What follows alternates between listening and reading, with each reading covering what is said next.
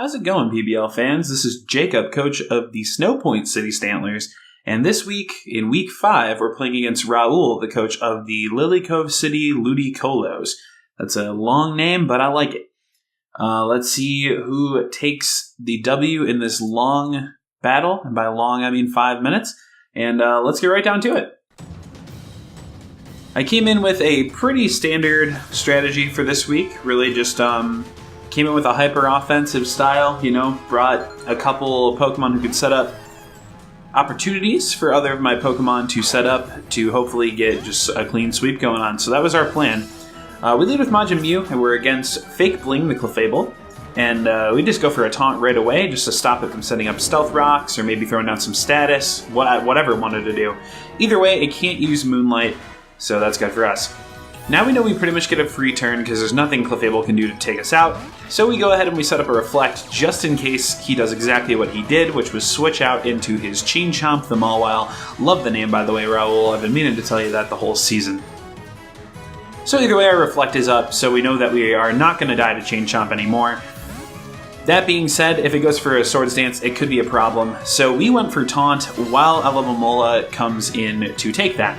Now that's also good for me because that means that Hallmark can't be trying to set up any type of wish or anything like that.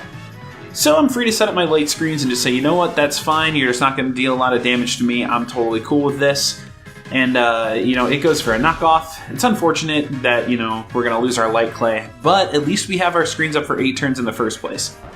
So at this point I'm like, alright, you know what, I'm going to just go for U-turn, that way I can bring in whoever has a good matchup against what's in and start trying to set up.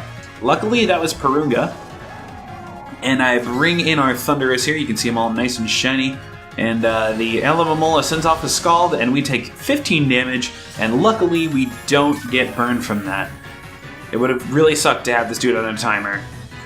So from there, we go ahead, and we're just going to set up our Nasty Plot. I assumed he would switch out to something that pressured me a little bit harder than Alomomola, but we didn't really see that. Instead, he goes for a knockoff, and as you can see, that knocks off my Magnet, meaning my Thunderbolts are going to be doing a little bit less damage, which is not the best for me.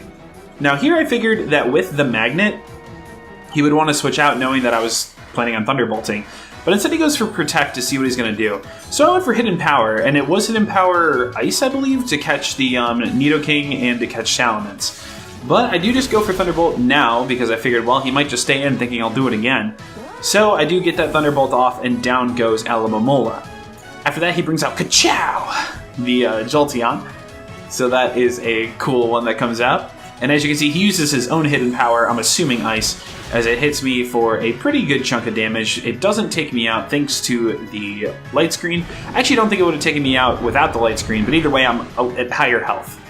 The Life Orb lowers him down low enough to where a Sludge Wave takes him out, and my Reflect wears off. So he brings in Chain Chomp, and this is a really important turn of the match. He could have gone for a Sucker Punch. I actually don't know if he had it or not, but if he did, he could have gone for it. But, I kind of thought it was a bluff, so I kind of called him on it. I stayed in. I figured, I have other things on my team that were made to take care of Mawile, so I'm not really going to worry about it. So I say to go for Thunderbolt. He doesn't have Sucker Punch or didn't use it, and down goes the Mawile. And at this point, his team is kind of scrambling. So he just brings out Vlad, great name for the Nidoking, and unfortunately with me being at +2, this Hidden Power Ice is going to easily take down Nidoking, as you can see there. It's weird, this sweep. It's not the cleanest sweep, but it is a sweep nonetheless. So out comes No Deal Jake, also a hilarious name. Good job, Raul, on your nicknames this year, by the way. This one I'm sure will get a lot of votes when it comes down to the best nickname. I do outspeed because he's not Scarfed, and with that we do get the Hidden Power Ice, and down goes Salamence. So there's that as well. Finally, Clefable comes out, and this is the point where Raul remembers, wait, I have Unaware on my Clefable. And he messages me just saying, like, I just threw the match. So my Sludge Wave goes and takes it takes over half, and then he goes for a Moonblast. And that's unfortunate, but it is what it is. But we do live on 2 HP. And from there, we are capable of getting our last little pot shot off, our Sludge Wave, to take down Raul in the last little bit of all of our power, and Purunga gets a clean 6-0 on the back of Mew setting up some screens for him. Now, I do just want to go ahead and touch on some things here, just because, people are going to have these question marks, obviously. Now, the first thing was that Raul was saying afterwards that, the whole game would have been different if he would have brought Clefable in. And he's not necessarily wrong, but the thing is that he either would have gone for Moonlights to try to stall out my screens, or he would have gone for Moonblast. And the thing is that I don't believe, I can go back and run the math, but I didn't before doing this recording, so that's kind of an oversight on my part. But I don't believe that even with the light screen down, that Jolteon would have been able to take me out with the Hidden Power Ice. And if he went for the Moonlights, if he went for a Moonlight as well, then he wouldn't have been able to stall out my light screen turns as well either, which meant that he would have... one of those hits would have been reduced by half still, so I still would have ended up living around 2 HP, if that makes any sense at all. I hope it does.